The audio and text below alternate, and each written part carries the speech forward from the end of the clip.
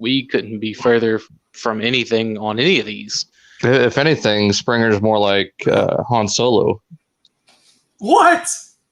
Yeah, I mean, Dalton. if you look at the comparisons in between the '86 movie and Star Wars, I can kind of see because RC is Hot Rod's sister, and he just steals her away, despite Hot Rod having some kind of sexual overtones to what he's talking. When he's talking to her. Wow. Well, then the whole Hot Rod being the chosen one thing, and then I got better things to do tonight than die. Blah blah blah. Wait, no, I guess Prime would be like Obi-Wan Kenobi, right? Yeah. So, man, you may be onto something. Who's Blair? Blair's Jar Jar Binks. Even though he wasn't there, that's Blair. Welcome to Galactic Gumbo episode number R2D2. 40? He'd be R2D2. 40. Where are we? Wheelie. Oh, 54. We're at 54. Okay. Dakota, what you Wheelie. So far, man, just the Amazon 3-pack and the non-F G2 sideswipe upgrade kit. I gotta watch that. I saw the video earlier. I haven't watched it yet. But I gotta watch it. Yeah, man, dude. Monday. I probably went through like 2 or 3 different versions of that before I settled on the one that I ended up uploading, because like the first one was just too long. The second one, I miffed up and I ended up breaking apart one of the guys. I didn't break it apart. It's just they're 2 molded pieces with little pegs and holes on the inside, and they're glued together. And I was trying to figure out how to like get everything to like stick together for storage and vehicle mode. And anyways, I ended up popping them apart. So I was like, well, crap. So I had to ditch that one and then like glue them back together. And then the one that I uploaded is that one. But it's solid, dude. Like it was $15 like after shipping. Well spent. Cool. Dalton, do you need anything this week?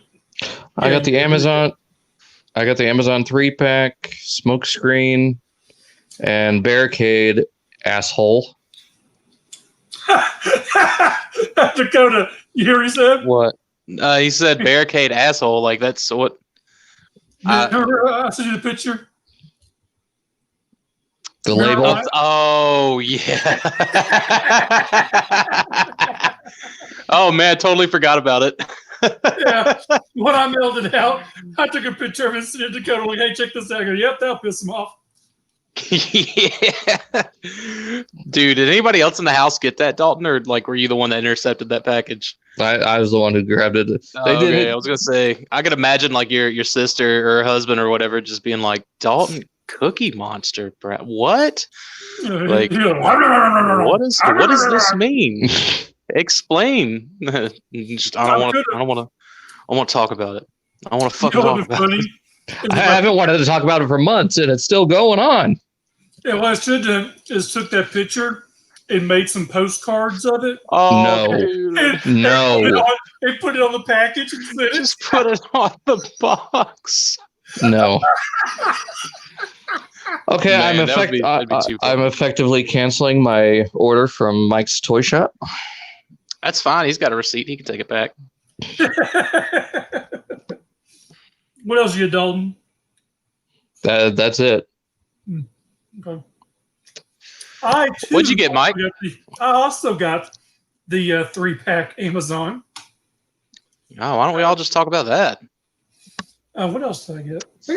I got some pops, but you don't give a shit about pops. So. Well, what kind of pops did you get? Let's see the. You're right. I don't give a shit. No. I'm kidding. What'd you get? Damn. The what was it? The LA Comic-Con exclusives came out. LA Comic-Con. Yeah, they had a corrupt Venom and Is Los Angeles Comic-Con just like San Diego for the poors? I guess. I don't know. Never heard of Los Angeles. I wouldn't even think that someone in Los Angeles would even want to try to compete there. It's for all the vegans. But anyways, this one was cool. It's the Cosmic Ghost Rider, but he has a baby Thanos in his front like a satchel. Dude, that Cosmic Ghost Rider is a bad dude, man. That's Frank Castle as the Ghost Rider from the future. Yeah. I've been reading the awesome. comic with him in it. I jumped on that train too late, and I'm just like, oh, I don't want to go back and backtrack all this, but it's really like interesting story, you know. On Guardians of the Galaxy. Well, yeah, and like just the whole Cosmic Ghost Rider, you know, story and all that. That's where I picked up. That was that's where I picked up. It was the Guardians on him. I'm not too sure of the whole history of it, but I know we got a couple of topics. One, I don't know if any of y'all else knew about it, but Chris brought it up. I was going to screen share it, but Bobby's Action Force Kickstarter started this morning. Yeah, I saw you post that in the Joe group. So, and this is the one that's kind of got the revisions, you know, to like character choices and things like that done to it. Yeah, apparently so. Let's see here. You haven't even backed it yet, you dirty bastard. No, I sure haven't. I'm going to wait to the last minute. I have my reasons why, and I'll tell you off air why I have my reasons on it. As to like backing at the last minute. See, I figured it was I was gonna say I figured it would be like you know, just because like that was the mentality with Unicron, right? Like almost everyone I talked to was like, I'm just gonna wait to see if it'll get funded before I back it. And it's like that's how it gets funded. Is you back it now. You don't wait to see if you know 8,000 other people want it funded. You got to kind of jump in, you know, feet first. It must be where that extra 3,000 came from. But anyways, everyone just waiting. If you like right now, he has 171 backers, 34,000 so far, and his original Kickstarter, he did 91,000 in 30 days. So he's already at a third of what he did the last one. What are his what's his minimum? What's the minimum he needs? 99,000. Oh, okay. So yeah, the last one was 170,000. Right. So he just needs to count on you know, the popularity of the characters that he chose to at least get 8,000 more than what he had on the first go with the lesser popular stuff. Right. And you know, I'm not one to speak ill will of people, but Bobby was wanting to come on the Joe show to talk about it, and because I'm going to Texarkana tomorrow to meet up with you, I told him, I said, well, you can come on Galactic Gumbo and we can talk about it. And he said he couldn't do it. And then yesterday, What's on Joe Mind pops up their video, and they already interviewed him, and he gave all the 411 there. So I'm like, yeah, I see how it is now. That's why you're waiting to the last day, huh? Yeah. if even then, be honest with you at that point. Yeah. Man, you know, truth be told, I hope he hits it. You know, like as much as like it's not for me, it's just not my scale. # not my scale. I hope he gets his goal. Maybe he can wise up. There's a $10 support. You can just give him $10 and say, "Yay, good to go, Bobby." You know, kind of like that. What's that thing called where they give an award to everybody just because you're there? Participation trophy. Yeah, that's the word. So that's kind of like what the $10 is, participation trophy. Yay, Bobby! Yay. Then the pledge of $30 or more is for one Action Force figure, which is you need one unlocked action figure. To my understanding, there's like 3 that are open, I guess, and it's these 3 here, which is Steel Brigade, Bone Collector, and this generic white dude that I really wouldn't want to begin with, Condor. I was gonna say Connor. That's such a generic white dude name too. Connor is about as generic white guy as it gets. So is Craig. So you can pledge $30 for one figure, save $2, get you 2 figures, or save $4 and get you the initial Fungo offering. Which I guess if it hits 99, all 3 of these figures will be unlocked. Which, you know, the Steel Brigade and the Bone Collector are like the most sought after figures of the whole thing, to be honest. Oh, no love for Connor. Yeah, generic white dude don't get no love. So here's some pictures, yada yada yada. He comes with this. yada yada yada. He comes with that, and Bone Collector, bald guy. So let's see. That's you, Mike. You ought to be getting that Bone Collector. Yeah, you know what? There ain't no fucking beard, so it ain't Mike. Put a beard Just in that shave. man, Just shave, and then it'll be. You shave, I'll shave. no shit, no, dude. I look like a fat baby. Have you ever? It's been. Well, man, it's probably been. God, I don't know how long it's been since I've shaved my face. It's been at least like 2 or 3 years. 3 years? Yeah, 3 years. Leave it alone. So 3 figures, $86. 4 figures, $115. 5 figures, $140. So basically, he's giving you an option to get, as many figures as you want. You get to pick of the unlocked ones when it's all said and done, which is pretty cool. I think that's the best way to go. So you got 7, you got 8. What's this one? 10 for $330. A VIP package. What was that? You get 1 backpack, 1 gear set, 1 weapon gear alpha, blah blah blah.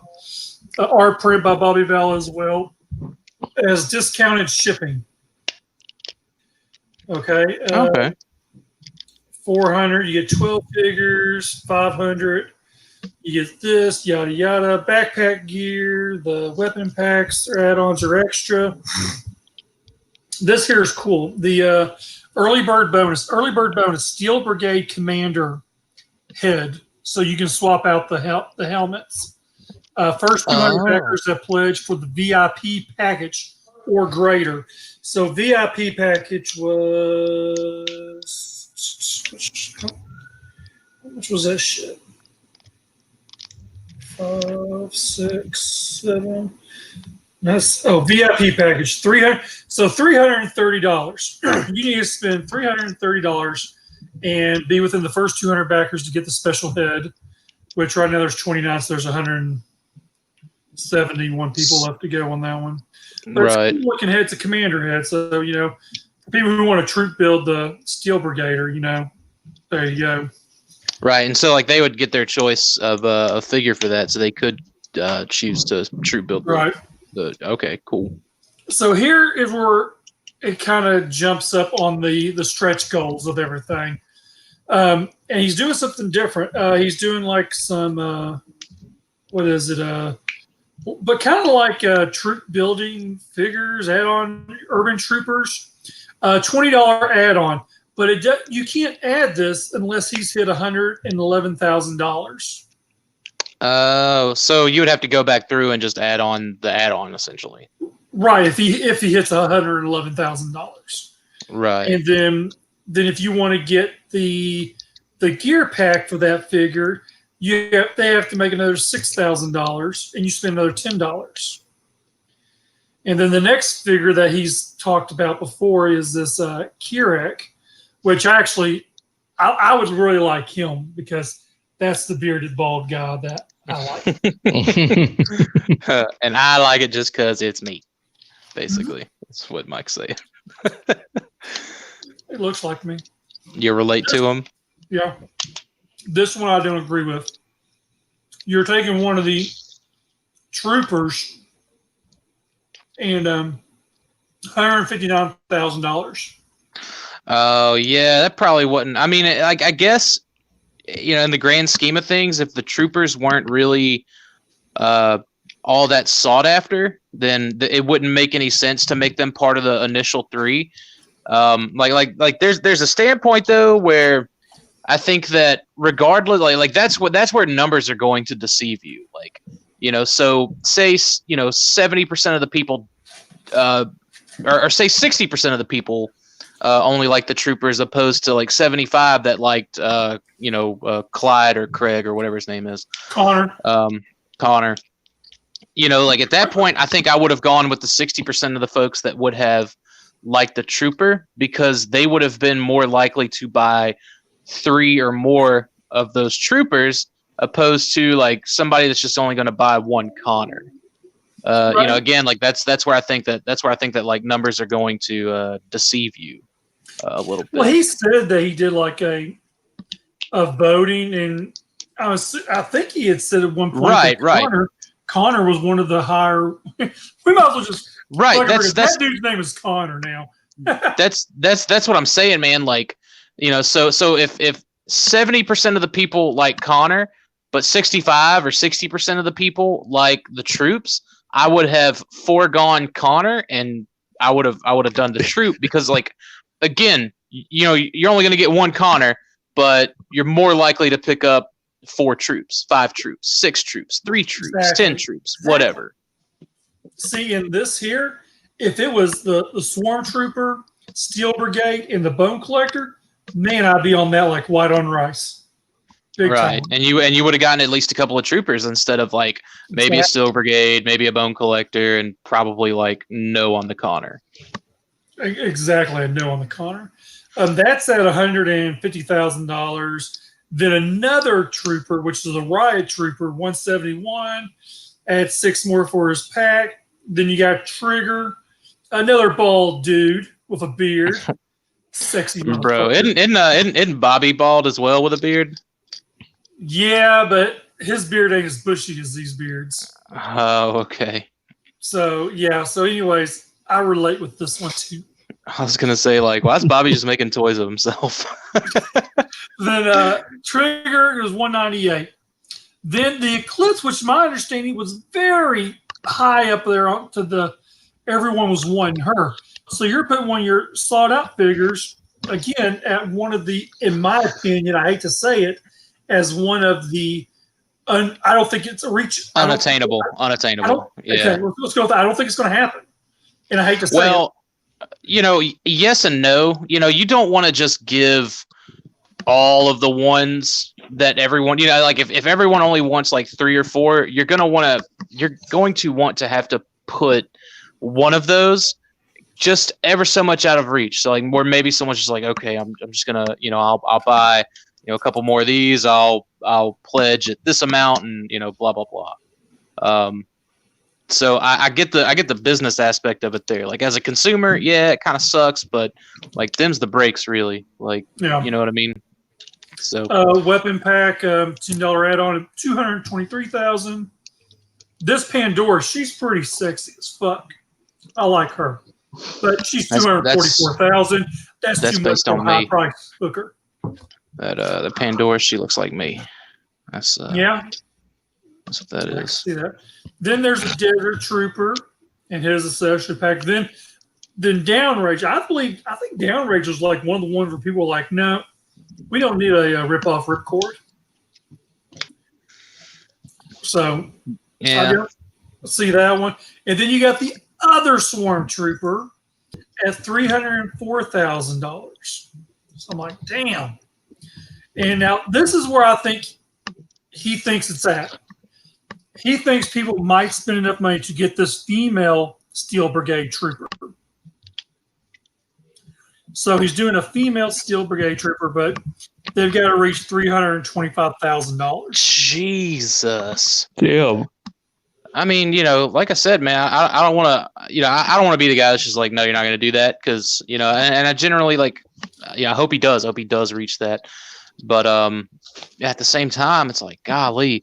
But the thing that I think a lot of people aren't realizing this, that may be looking at this and wanting to back it, is like, after this is backed, he really could go the same route that John Russell went with the Cowboys, where, like, okay, so he's got all this tooling already made, and he can kind of play with some color palettes, and maybe he's only got to spend money for like a new piece, or sprue or something like that here and there to get some more stuff out and do it that way. I think if he plays his cards right, he can kind of go about it like that, with whatever he gets made out of this initial crowdfund. Like I think the 90,000 isn't unreasonable. I think it's reasonable enough for him to hit that. He should hit that realistically. I just bet that he would hit like 120,000 if it was 3 3/4 inch. So a lot more than that. I had to get my jab in. Oh, there's a lot of guys out there thinking that it should have been 4-inch. There's a lot of Yeah. Like I get it. I understand why he doesn't want to do it. And it's all well and good. Like it's it's his toy line. He's the creator. He can be the decider behind all of that. It's just me personally. I dude, I don't have the room for that. Like, I don't have the room, and B, I just don't have. Like, I didn't start out collecting 6-inch. You know, like I made my bed at 3 3/4, and like that's where it's gonna stay. And if it dies there, then it dies. If he dies, he dies. So, he's got more troopers. He's got an Arctic trooper. He's got a garrison trooper, and then High Point, which is maybe kind of looks like a Falcon, maybe. I kind of think he's like a Falcon. And then there's Eclipse version 2. But of course, in order to unlock Eclipse version 2, you have to hit $414,000. Oh my God. Well, at least he's thinking ahead, man, like just in case, because it's like he doesn't want to be the guy that's like only got, 5 or 6 things and he hits like $500,000, and it's like, well, like I know that from the outside looking in, if I was backing that, and I'd be like, man, that dude just made $500,000. Like, where's some more figures? Right. So he is at least thinking ahead in that regard, but like maybe a little wishful thinking, not to be mean or anything, but who knows? We could just end up getting surprised, man. I think it's a bad time of year for this Kickstarter to go live, though, honestly. Yeah, right around the holidays. Yeah, well, and like there could be a lot of folks that, do some of that holiday shopping, for their loved ones and sign up for 1 or 2 or 3 of the figures and, this and that and the other. Or it's just like the people that are interested are like, they're going to have to like be buying gifts for people. And then, I know there's a little bit of crossover between Joe and Transformer. It's not a lot, that are kind of reeling it back in from Unicron. Yeah, I was going to say recouping after that. Like $600 blow. I saw where Pulse put Lancer back up, and I'm like, dude, I just don't like. There's just no way. There's no way I could grab her right now. It's just too, 2 weeks after Unicron, it's too much. It's too much. But like, I get that. Like your traditional action figure guys probably didn't back Unicron, so you may not be losing anything there, anyways. So I am honestly, I believe if I'm right, I was the 3rd backer on the last one, and I haven't backed this one yet because I'm honestly going to wait because me and Rick had talked about it, how we were all in. I think it was like 12 figures or something like that. But if he had hit his initial goal of the 4, we would have had to have gotten 2 of each figure. In order like, what do you mean? Like the all-in was like for 12 figures of any of the unlocked figures. Well, if he had just met the original goal, then we would have only unlocked 4 6 figures. Oh, so then you would have ended up with 3 of each. Well, there's 4, and we were doing 12, 4, 8, 12. It's 3. So we would have ended up with multiples, is what it would have been. Right. If it was 4 figures and you got 12, then you got 3 of each figure, or you got whatever, however you'd want to do it. Right. So I'm hoping he at least hits it, and I hope he gets I hope at least 160 at least for me personally, because I want the Swarm Trooper, and I want the Bone Collector, and I want the Steel Brigade. So but even if it just gets like 90, you could still just get the Steel Brigade and just be cool with it. You know what I mean? Like, here, I got this one figure, and cool. Right. Yeah, the 99. If it hits 99, then that will give them the first 3 figures. So I'll do the 2. So I'll do the one for $58, and I'll get Steel Brigade and Bone Collector. Yeah, poor. But if he hits the Swarm Trooper one, then I'll get the Swarm Trooper, and I'll also get the Carrick, and so I'll do the 4 figures. But it just depends on where it's at, kind of like that last minute kind of thing, and just kind of wait and see.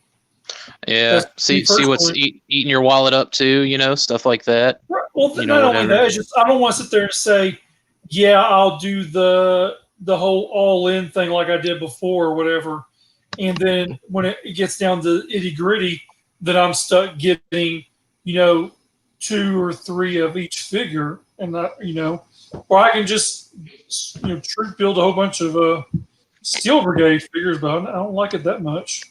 To have Right. 8 or 9 of them damn things. To have Yeah. 9 of them. To have a brigade of steel brigades. I don't want 9 Steel Brigades. It's too many. One's plenty. So that's it for that. Yeah, say that to all the reflectors you bought. Hey now, You're a rock star? those are real troop builders right there, buddy. No, Sharkticons. I need a Sharkticons. Sweeps. Let me think. Sweeps. I never troop build Transformers. I only built. He only troop built men's. The Junkions, I troop build about 12 or 15 of those when they came out for a BotCon, the Shattered Glass ones. Oh, the Shattered Glass ones. Oh, yeah. I had like a Yeah, they were things. They put a bunch of those in the comic too, I think. Yeah. I need to pick up a Takara Scourge still. Chris Carrick is let me look again real quick. Damn it. They have to hit $138,000 for him to be unlocked. So that's on that. So Dakota, where did you send that one thing at we talked about? Or was it on Twitter? You sent me that message about Marvel? Yeah, it was on Twitter. About Kevin Feige. Yeah, is that in our and Marvel? Yeah, I missed the article, so I can kind of talk about it a little bit, I guess, just from what little I did read. But apparently, they're getting ready to make Kevin Feige like essentially over everything with Marvel like entertainment. So not just the live action movies, but the cartoons, the comic books, all of that. They're about to put him in charge of everything. Yeah, well, yeah. I mean, television, movies, whatever. I mean, he's already going to be over like the Disney Plus stuff. You know what I mean? I presume. So he's about to be like the guy running the show for all of it. Now, as good a job as he's done with the MCU, and it can't be denied, he's done a fantastic job with the MCU. I don't know that I'm excited over this news, man, because like I see where he's taking the MCU, and personally, I don't like it. Like some people may dig it, and that's all well and good. I don't like it. I feel like there's a lot of pandering that's going on with the direction of the MCU kind of going forward, and like I feel like there's no denying that as well, and I don't want that to bleed over into the comic book world.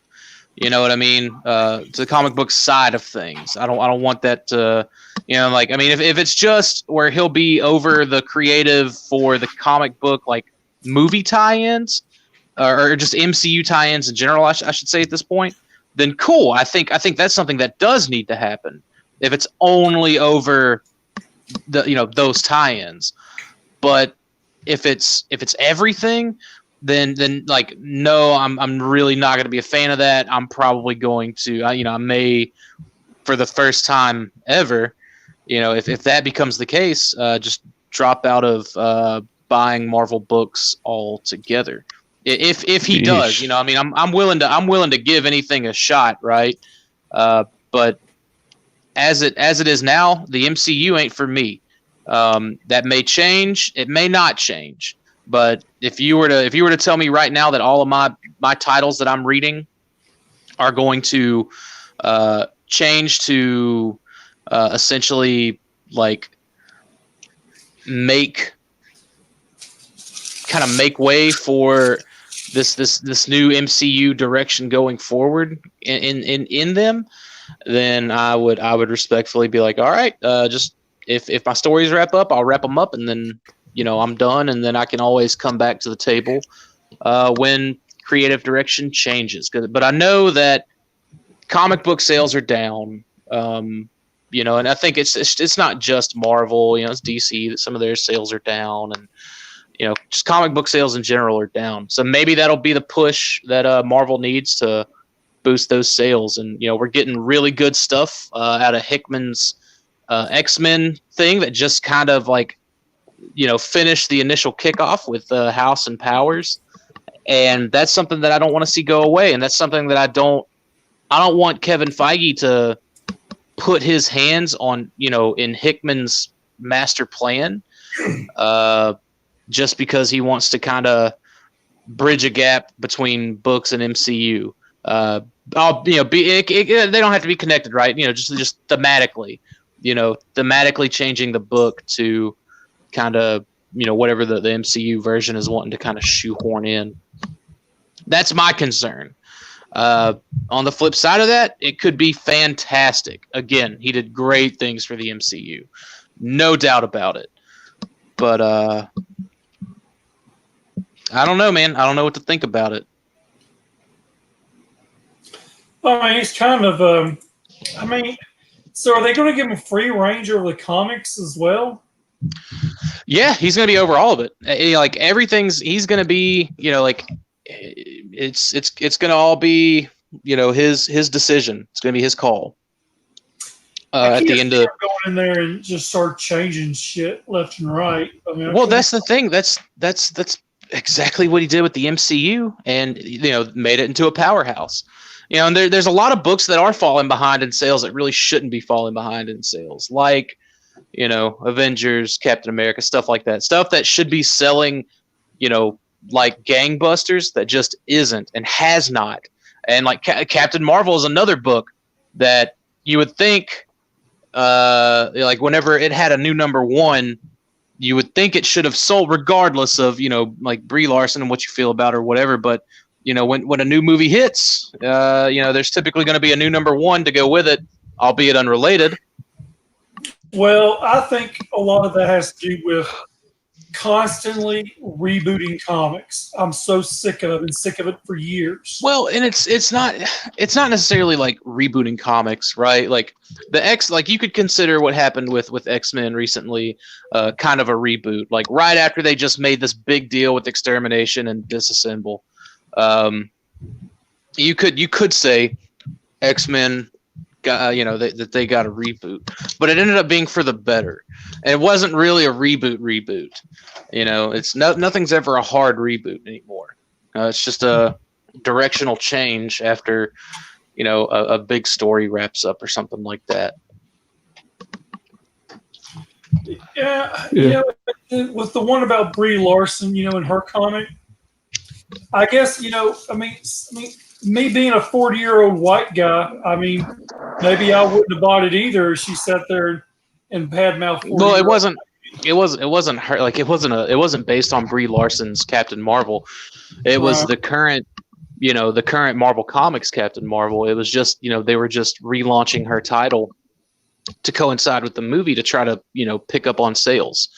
It just didn't work out. Like like Captain Marvel, or Carol Danvers, I should say, has had a bunch of reboots, has had a bunch of relaunches. It's like too many to try to make her a flagship character in the MCU, but it seems to be working. Like there's at least some semblance of popularity there with her. So, I could be wrong. I couldn't, maybe I don't know anything. But sales in general are down. And so ultimately you want to bring in the guy that made you a media powerhouse to buff up all of your other would-be media powerhouses. Mm-hmm. But like that's, again, those are my thoughts. I don't know what you guys are kind of thinking on it. Like, Well, I really don't know offhand because I don't read Marvel comics, so. But I do find it kind of ridiculous if he does go in and start changing things for those who have been following the comics. It just kind of ruins things for them. Like you get used to these characters and the way things have been going for the past, however many years these stories have been going, and for it to all of a sudden just change out of nowhere. Well, like Mike said, like there's kind of a soft reboot that happens every so often, every couple of years, every however many years. So like changes get made regardless. But my thing is separating the themes from the books to the themes that we are seeing playing out in the movies. That's my concern. Yeah. if that makes any sense. Not necessarily like, if maybe if he comes, I mean, he could totally come in and he can add to, and he can add great elements to the storytelling of the books, and it could totally work out. But I don't know, like me personally, man, I think this is like one of those situations where it's like too much power for one person to wield, sort of thing. Definitely. I don't know. If you want to brainwash the masses, take over television, cinema, and paper media all in one shot, then there you go. Then I'm saying that facetiously, brainwashing. Right? I'm not trying to say that Kevin Feige is trying to get us all to put our mouse ears on and worship the mouse devil or whatever. It's just what is this turning into Halloween 3? Figure of speech, yeah. So put on our mouse ears and then we just start rotting away. Bugs and snakes start coming out of our mouths. Pretty much. Mike, you used to run a comic shop, man. Like, what's your kind of take on this? As far as him taking over, I mean. Oh yeah, as far as him taking over, like, would you just kind of get into that shop owner mentality for a moment? Like, would you be like, "Fuck yeah, I'm about to start selling some books," or are you just gonna be like, "Oh, here we go, same shit, different asshole," Yeah, like, you know what? The sad part is you're right. Same shit, different asshole. I mean, because it's like I could tell you how many times it was like Transformers. Let's take this for example. It was like there was like a new series, and it was like 6 issues, and they canceled it, and they started over as like different stories, but they were never solicited that way, But it's was that during the Dreamwave or during the early IDW run? The very beginning of IDW run. Oh yeah. Like you had All Hail Megatron, and then that ended. Then you had Escalation, and then that ended. Then Stormbringer, and then Infiltration. Yeah. Go back to all comics. It's like. And Marvel tried to make bank on going back to the original numbers when they hit a milestone number. And yeah, they did that. They did that recently too. Right, they go back to the original number, run it for a little bit. Okay, we're gonna go back to number 1. What the fuck? I mean, seriously. Yeah, it's gonna throw off. It's gonna throw off your readers. Like I remember when that happened. Like. I remember both times that it happened. Like the second time around, whenever they brought back the legacy number, I was like, great, how long is this going to last? Now, I went from reading Cable issue number 8 to Cable issue number 232 or whatever. Exactly.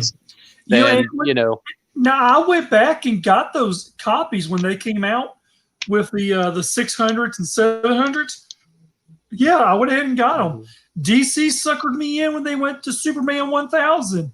I bought every last one of them covers, all 10 of them. Wow. Yeah.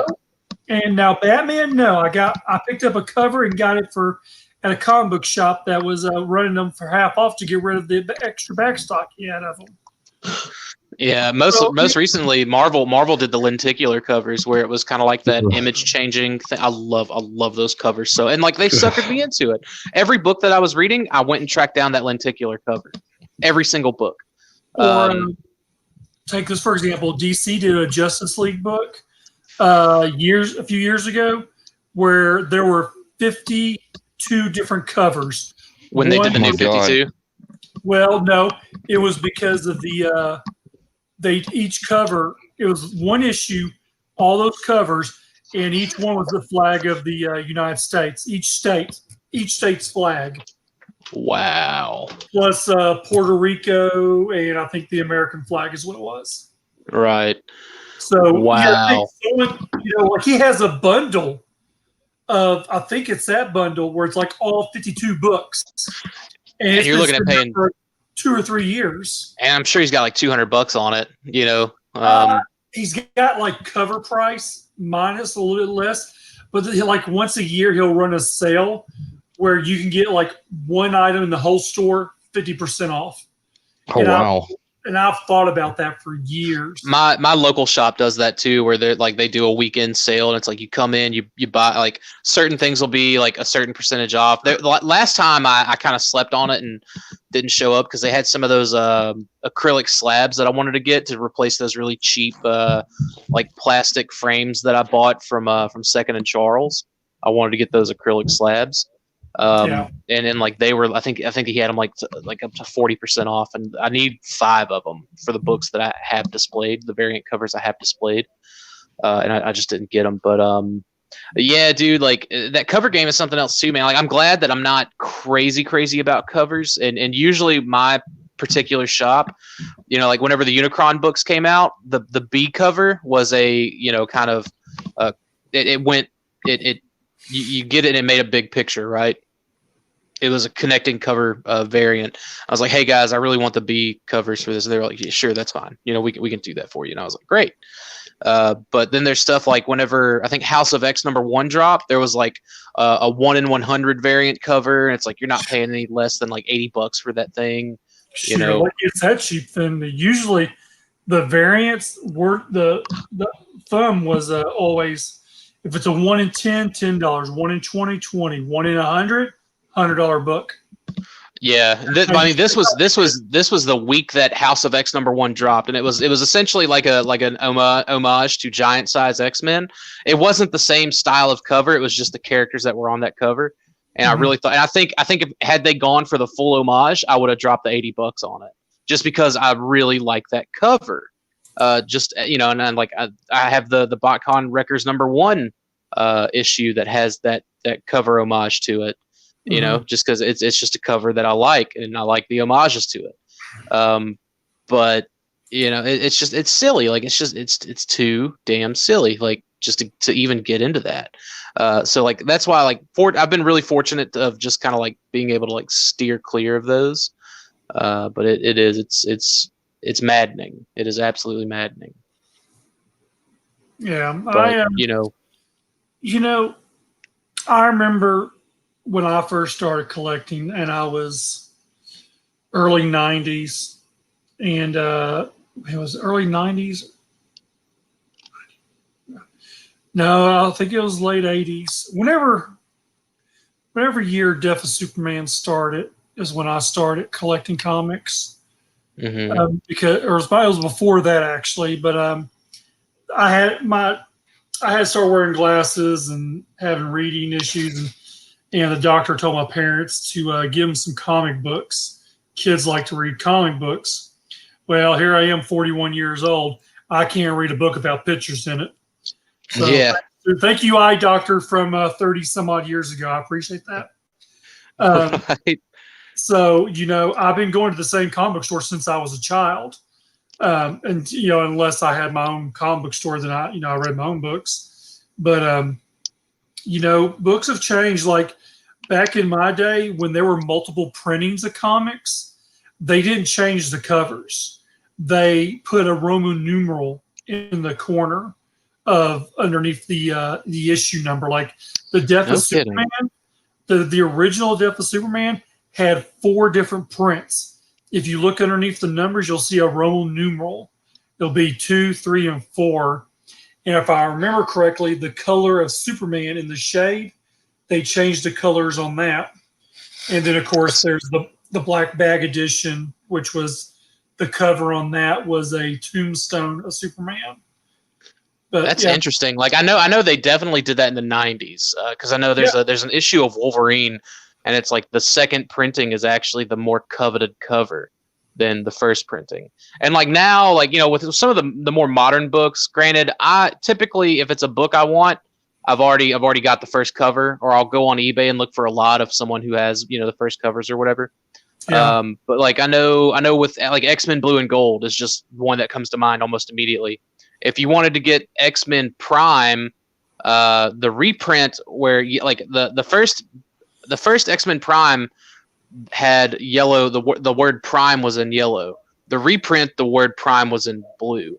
And I think X-Men Gold, the X-Men lettering was blue on the second print, but the artwork was more or less the exact same. All right. You know, so stuff like that, just little subtle things in the reprints. But, you know, again, I don't really go after reprints. It's just not up my alley particularly. I used to be really, even before or after my shop, I used to be like really hardcore getting all the covers. Yeah. Really bad about that. I know here recently, like I've made sure I got all of cover A on Transformers and Ghostbusters together, the miniseries. I've made Right. sure to get all cover A because they make one big picture. And then I've gotten the 1 in 10 variant on those. I And see. I didn't then even know they did a 1 in 10 variant on those. Yeah. And then Galaxies, I've done, I think I've total on all the covers, including the 1 in 10 variant for right now, just through the Devastator series part of it. Mm-hmm. I'll do that. Then I just get I- whatever cover they give me on the I'm good with the Livio color covers on that. I know with Last Stand of the Wreckers, I did both cover A and cover B. And then there was this cover C may have been like a 1 in 10, where it was essentially just cover B without any of the writing on it. I think they called it a nude cover or something like that. I didn't care too much about that just because it wasn't really different. But I know for Last Stand, I went cover crazy on that one compared to like how I normally am with covers. And then Sins of the Wreckers, I think I only kind of picked through a handful of those covers and just kind of like picked the ones I wanted the most. Right. That way. Well, and speaking of Last Stand, where do I find this shimmer thing you were talking about? You got to get the hardcover, the hardback edition. It's got some extra content in it. Yeah, some extra like pro stories and even a few that are just like little mini comics. That's where you'll find that. That's why I was like, man, if you're gonna read Last Stand of the Wreckers, just get the hardcover and read that. Okay. That's gonna be the way to check that out. But I mean, I'll probably read it a second time anyways. But kind of going back to I read that series, that mini series 2 or 3 times a year. It's just such a great story. Do you Go ahead. I was gonna say really quick, going back to like the whole whenever they did the legacy numbers, like recently, they did legacy numbers for like maybe 2 or 3 months, and then it was back to new number ones, but in the corners they had like legacy number blah blah blah. And I know they're probably not going to stick with that too long, but I really hope they do. And the reason I really hope they do is just because I like that legacy number up there. I like knowing like which issue I'm truly on, regardless if it's like Deadpool. I think is about to get a relaunch, and I'm sure they're going to go back to number 1. The most recent Deadpool run it had some good moments, but it was more or less just kind of it fell flat. But it did have like the legacy number in the corner. But what were you going to ask? You have the Last Stand of the Wreckers, right? Oh yeah. You get in trade or individual? Both. Can I borrow? Yeah. When we meet up tomorrow, I haven't read that series yet. Yeah. Oh, it's fucking. Read them at dinner while you're playing with toys. It's so. How? Hey, do you have the hardcovers? Like the IDW collections? No, I do not. Okay, I didn't know if you were buying those or not. I was gonna say because if you were buying those, then you get it in I think collection number 6 or 7. For the longest, I had every single IDW Transformer comic that was out, but I ended up selling almost all of them except for I got like 2 boxes full of Transformer comics now. But I had a lot of early stuff. All Hell Megatron, all the other series after that. I had everything, but all I have now is RID, Transformers, Optimus Prime. I'm trying to finish. The sort of phase 2. Yeah, pretty much stuff. getting all that collected back together. So I'm good on that. I really love with all that whole run, man. I kept the singles of that era, of those eras, I should say, of just covers that I really liked. But ultimately, like I got rid of all my single and all of my trades, and I'm just going to stick with the hardcover for phase 1 and phase 2 and phase 3, I guess. Yeah, I really want to finish picking those up. Still grabbing phase 1. Yeah, like I think volume 10 comes out soon. 11, I think. Well, 11 just went up for pre-order. 11 will be out in 11 will be out in spring next year. But I believe volume 10. Hang on, I'm gonna just walk back here to my bookshelf real quick, see if I can see where that it's cover for 11 though, just having With Tarn on Tarn? there. Yeah, it looks really good, man. Like I've really enjoyed the Phase 2 hardcover covers. Let's see. 10 will be out in like a month or so, and then 11 will be out in the spring, and then we're probably looking at like maybe, I don't know, anywhere from 3 or 4 more of those hardcover collections, and that'll be the full original IDW run, if I had to suspect. Well, was it 10 years, 15 years? Something like that. It was a long time, I know that. But yeah, I've still got a long way to go for reading before I hit More Than Meets the Eye. I'm strongly considering just going back and rereading that whole run again, just to kind of have something to read, you know. I'm not sure how I felt about the art style for For All Mankind. It was a little strange. Yeah, sometimes it gets hit or miss. That happens. It looked too much like the live action movies, I think. Well, that was the point. It was to kind of bridge, you know, some of that to kind of like, you know, maybe entice some of the readers that maybe like the live action aesthetics, but it just felt off with it being, you know, part of that same escalation infiltration storyline. Yeah, it happens. Like that's comic books in general, man. Like, you know, you're gonna read a run like the most recent run of X-Force. I wasn't super huge on the art, but I love X-Force, so you know, I just kind of stuck with it. And I feel like we're gonna get a lot of that on the X books too, like with different artists running it, despite, you know, and like that's how it was, you know, back in the day during like the Messiah trilogy. You know, you had this story that spanned across 3 or 4 different titles, and it was like different artwork telling the same story, but it was like a weekly thing, you know. So that's weird. yeah, it's tough, but you know, what are you gonna do, right? Yeah. So, but yeah, that's kind of. I think, Mike, I'm more or less with you on the Kevin Feige situation. I think it's just gonna be same shit, different asshole. Yeah, and I hope that, you know, I don't watch a whole lot of the cartoons. I just don't care for them, I guess. Mm-hmm. But I mean, I really hope that, you know, if the comic books are okay where they're at, I guess you would leave them alone. But I'm sure they're going to be like, oh, well, the numbers are bad on this one, so we need to do this or that, and cross over this and that, or kill this character off. Yeah, they might go in there and kill some major character off to boost sales. I can totally see that happening. It's kind of it's kind of like Walking Dead when the one issue they shot Rick Grimes and then ended up killing him the next issue. Comic book shops, you know, not pretty much nationwide, unless they weren't dickheads like the one in Kentucky was, and took every comic bag and boarded them and charged like $10 to $20 a book from the get-go. Right. That's a load of horse shit right there. That's another thing that can really hurt the industry, is that you do something major in a story arc that's going to draw like a big, huge national buzz and people wanting that issue. And then you got scumbag comic book stores who are going to sit there and scalp their own prices in their own damn store.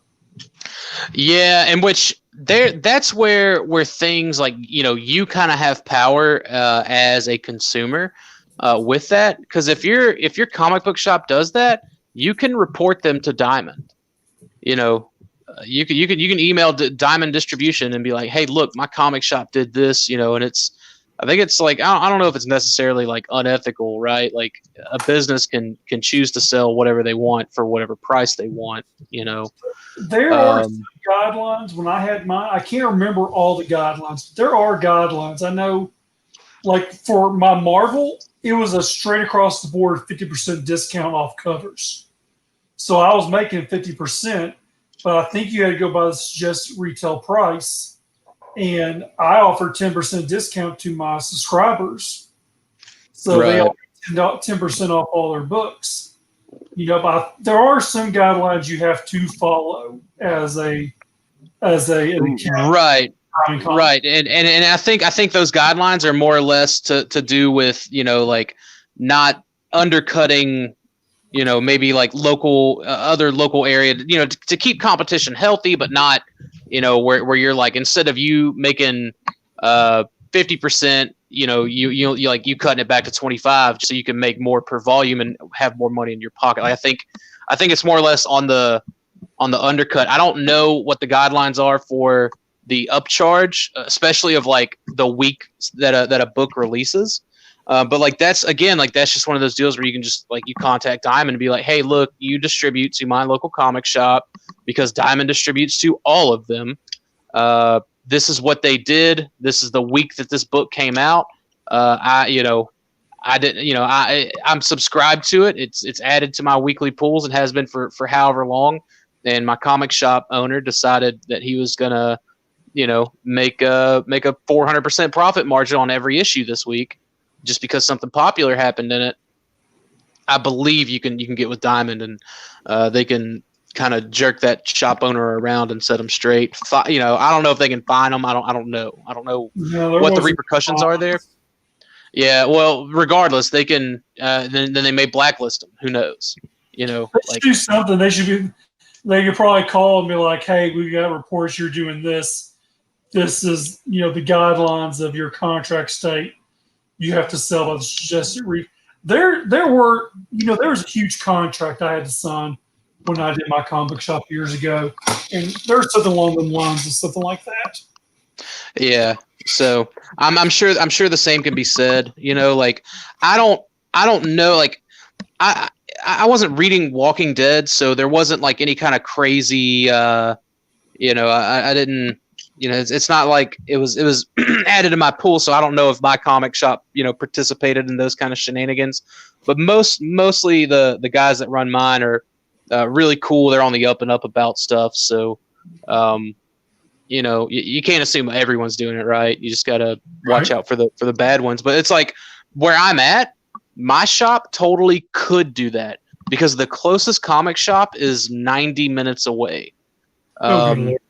Yeah, like I mean, like there's Second and Charles, but no one really goes there because it's a thrift store. Despite that they will get new release stuff, everyone's just like, oh, it's just a secondhand store. Like I'm not gonna have a comic book pull list at a secondhand store. Where my comic shop is the only comic shop in town, and they are the only ones for 90 minutes. And like that's pretty much in any direction too. Like I think it's like 90 minutes north, and then it's 2 or 3 hours to the west. Probably nothing south until you get to like one of the bigger cities. So you're talking, you're looking at another 4 hours south, but. They could, like, if they absolutely wanted to be douchebags like that, they could do that. But I don't recall them doing it. So they don't want to lose their store base, their regular customers. Right. I don't think they want there to be an animosity, because like people are going digital. I tried it. I didn't like it. I regret going digital whenever I did, and I have since halted going digital. Just because to me, it's all about the physical cover, the physical copy rather. Yeah. And I think that's something that they definitely have to worry because there's a lot of these people that are just like, fuck it, I'll just read all this bullshit on my tablet. Thank you Amazon for dropping it in my reading list at midnight, right? No going to the store, no waiting, no wasting gas, this, that, or the other. And people do look at it that way. So like maybe they just didn't want that to be kind of an issue either. Yeah, like I said, my comic book store, he didn't do that. He doesn't do that. He's never done that, But I mean, now if there were second runs and they were going for a hefty dollar, then he would, those. I know he always said when they first initially comes out, he doesn't do it. But if he buys back books that are that valuable, then he'll charge that price, which is totally right. Yeah, and when like that's a buyback deal. You're not talking about something that shipped that week, Right. That it's way different. It's way different. Like even if there's a book that like like you said, like that day, like okay, if he buys it back, then it's he can sell it at whatever price he wants to, and I think that's kind of part of that deal. But on the same token, like, what's to stop him from essentially just setting aside a case of stock and throwing it up on eBay or on Facebook or something like that? Right. And and a lot of people, they never knew that the last episode of The Walking Dead was coming. It was still solicited. Right. They pitched the solicitations for like the next 2 or 3 issues just to try to keep everything under wraps. Right. They did a good job of it. So I mean, when they do stuff like that, man, it just makes you kind of wonder if they would actually do that to the TV series. I don't think they would, just because like AMC is involved there, right? Like Walking Dead was Image, wasn't it? Wasn't that Image Comics, or was that Walking Dead? Didn't Image produce those? Was it Image or was it Dark? I don't know. It's not Dark. I think it's Image. Yeah. So Image is all about that content creator freedom, right? So, the creators of that book, the writers, and all that, pretty much had like their free reign to do it like that. Now you're talking AMC, like a broadcast network. You're probably not gonna. I think if you do see that, then it's gonna be a voted on by the board members of that and all that. Like they're going to be the ones that green light it. But I would be very surprised if they did. Yeah. Because it's not like you can't charge $30 for that last episode, with the cover price of that last episode only being free with commercials, right? So it's a different ballpark, I guess. Yeah. Real quick before we get off, we talked about it a little bit earlier. Amazon 3-pack. Who's your favorite character out of it? Impactor. Oh, I think I would really like to do like least favorite to all the way to favorite. Okay. What's your least favorite? My least favorite, surprisingly, Aragon, Power Dasher Aragon, and I say that because like originally when it shipped to me, Clear Blue Mirage was my least favorite. I was like, dude, fuck this. This is a throwaway. Why am I paying for this? This thing sucks. I think that's the general consensus for a lot of people. And I was like, Aragon would, like I'll be happy with it. It'll complete my Power Dashers. I can do Power Dasher shit with them. Be a little team. So like that's why that was that way. But then like I started messing around with Aragon, and fuck that cog mold, man. It's just not as fun as that Brunt mold that Zatar was made from. It's just really shitty. Like it can't pull off any cool poses. Not only can it not pull off any cool poses, it's just a clunky shit mess. And like I kind of came up with my own little configuration to try to make it look close to like the original. Something like, hang on. Jesus Christ. Horrible looking. Yeah, I can't. Well, if you take off the arms, it would be a lot better. Right, something like that. But I did put the arms on, but it was very, very similar to that, Dalton. Granted, if you do it like that, then it'll fall backwards. So I had the guns placed on the back, the black guns. I had them on the back of the legs as like little stabilizers. Something. There you go. Yeah, but it's like if but you put the drills forward and it just kind of kills. Anyways, like I kind of found something that kind of made it look a little sporty, and still kind of like a little long. But yeah, man, it's just, the cog mold just is not as fun as far as like connecting points to get different modes out of it. So yeah, fuck that Aragon. It's not as modular as the other two. I found like 4 or 5 different fan modes for the other two. Yeah, real quick, the Power Dasher, y'all already knew I hate that Power Dasher. I hate all of them. I don't care about those. And I literally, while we were doing Stasis Lock, I actually listed it online. And it takes you not 3 minutes later, I had it sold. Yeah. I think because a lot of people either don't want to pick up the whole 3-pack or they just want that to complete their Power Dashers. It's smart. So Dalton, what was your least favorite? It's Aragon. I mean, you can't do anything with it. Yeah. It's good to have all 3 power dashers, but it just he's definitely the lesser of the power dashers. I got a feeling Cromar is going to be the greatest of the 3. I don't have it yet. Just barely better than Zatar, but that's just because the 6 gun mold is probably the best one. Yeah, and that's fair too. So can we all agree that I guess Mirage is number 2?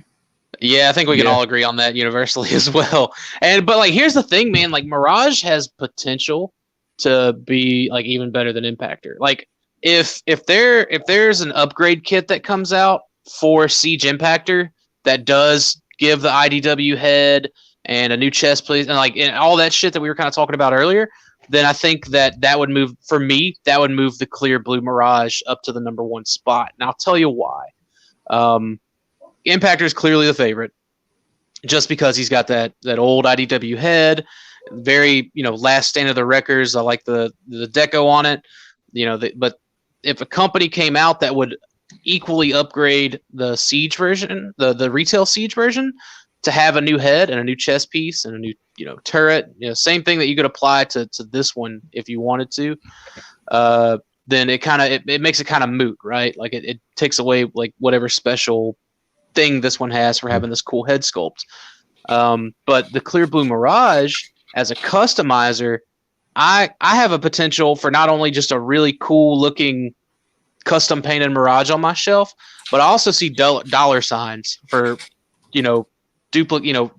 essentially like duplicating and replicating it. I could really go to town painting on this thing and have him mid camouflage phase. And I think it would be absolutely killer. And I bet I could probably, after putting in some serious hours into it, I could probably sell one for a pretty penny too. Just doing a lot of detail paint work to it.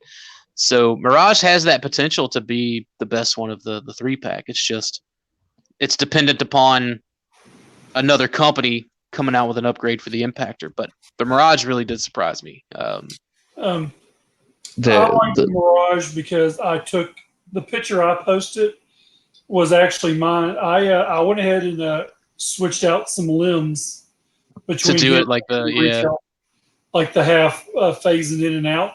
And if you actually do both the legs and transform him in car mode, it's like perfect.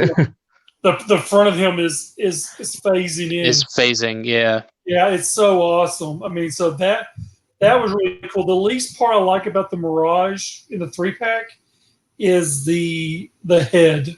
See, that's what I love about it. I love that toy head. I do too, man. I really like the toy head. It reminds me of the G1 comic as well. And like that was the G1 comic. There was an issue with Mirage in it, and I think I don't know.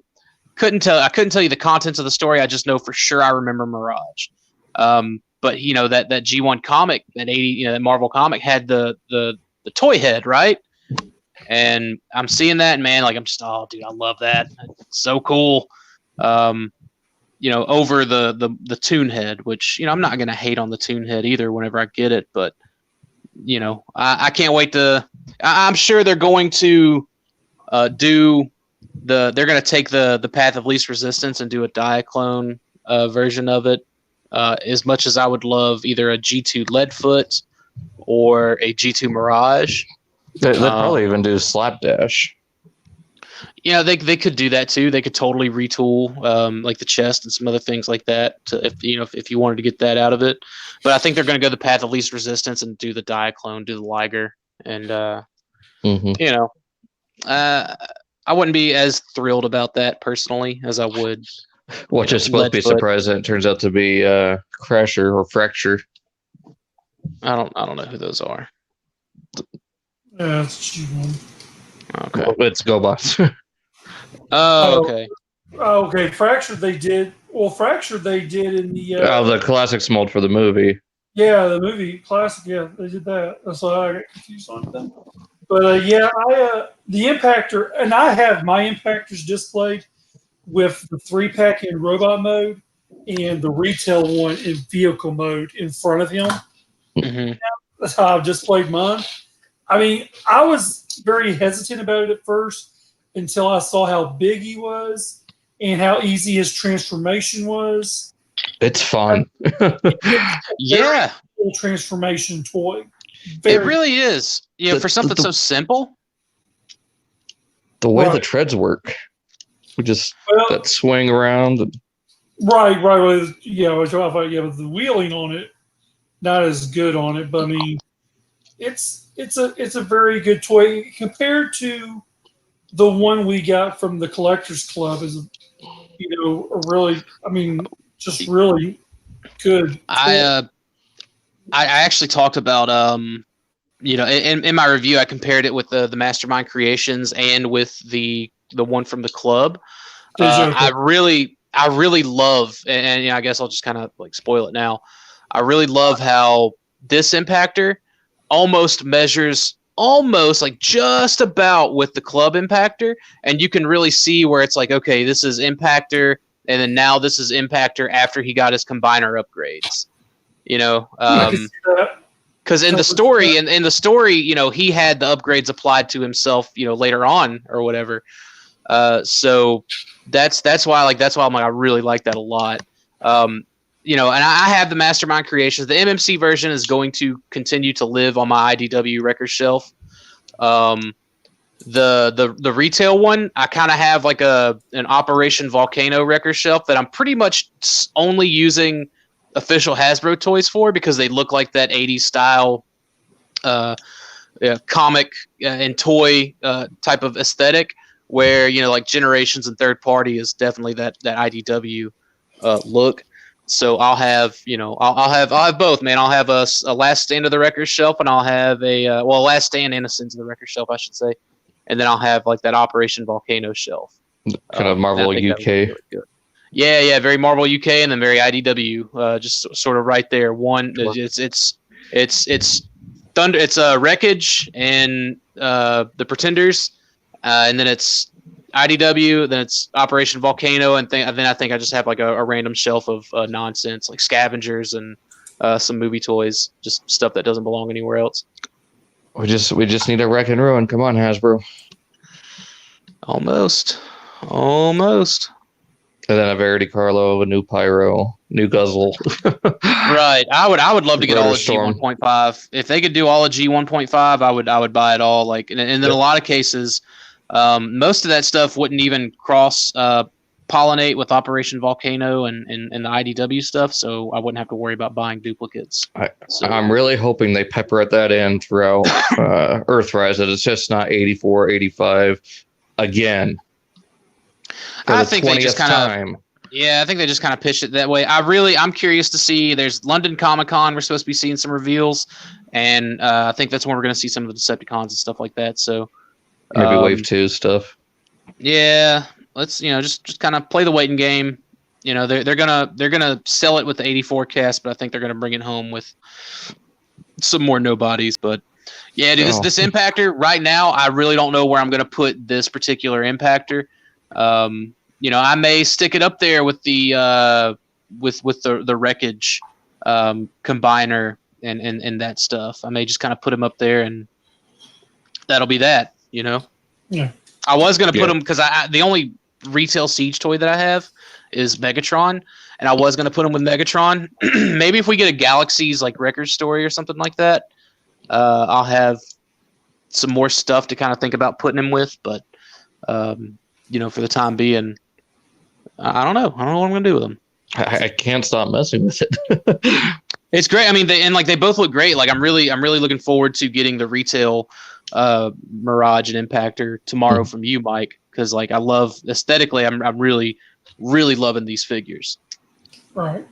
Yeah. Initially, Mirage was on my least favorite of the three because of his floppy shoulder, but I got it fixed for the most part. It still holds a pose, but it's still fairly loose compared to his left arm. And that was your shoulder? Oh, yeah. See, I don't know why I thought you were saying it was one of your legs, but yeah, I mean. No, it was the rivet right there. Oh, that's. I just took a hammer and screwdriver and just carefully tapped it in. I was gonna say that's brave on that translucent plastic, man. So cool, man. Cool. I do like some of the apps, like the paint apps they added to it, like the weird honeycomb on its chest with the 26. Yeah, some of this like almost translucent paint apps, right? It's it's pretty wild. The visages. Yeah. I talked about that too in the review. Like I just kind of saw that and I was like, oh my god. I don't know if that's on the retail Mirage. If it is, it's so dope. So.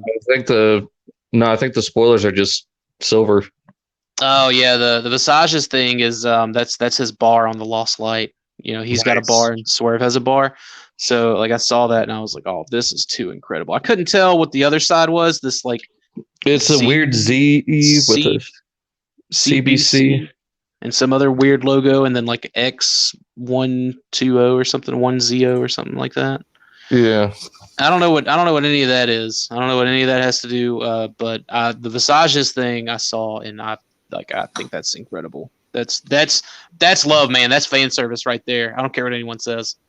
Yeah, I'm gonna have to reshoot my review because tried recording it. For some reason, my camera got switched over to 4K, so it cut right in the middle. I tried merging them together, and then everything just started jumping around all weird. Every time I paused to change, it made a loud, audible beeping noise. It's just oh, that's weird. So, all right. Well, with that, we'll go ahead and cut this episode off. Good little talk. So everyone can find where they can find anybody. Dakota, where they find you at? I find me at Primal Sabbath. Find me at Daltonians TFs. And you can find me everywhere as Angry Mike and on Twitter as The Angry Mike. And we'll be back next week, hopefully. If not, we will be canceled or whatever the case may be. We'll see how it goes from week to week. Thanks for watching. Bye.